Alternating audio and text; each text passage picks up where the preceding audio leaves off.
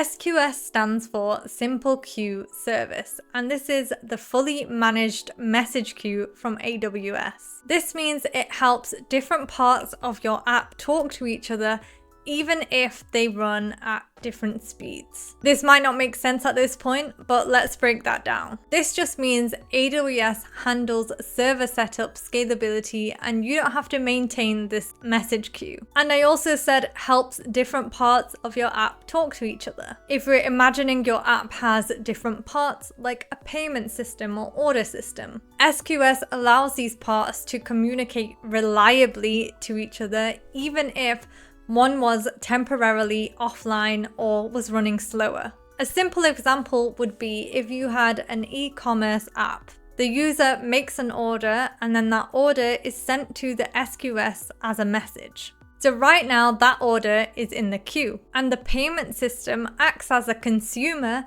to consume that message off the queue, which means it just takes it off the queue and processes the payment. And what's important to think about here is if that payment system was down, those orders would still be added to the queue and they would wait there until they get consumed. And another benefit of having this queue is that the payment system doesn't get too overwhelmed with orders because it's just consuming off the queue at a pace that works for the payment system. So here the SQS is ensuring that no orders are lost and that they'll be processed when the consumer is ready. There's actually two types of queues, a standard queue and a first in, first out queue. The standard queue is very fast and can handle lots of messages at once. But messages might arrive in a different order than when they were sent, and also a message might be sent more than once, so your code has to check for duplicates. And for the first in, first out queue, messages are handled one by one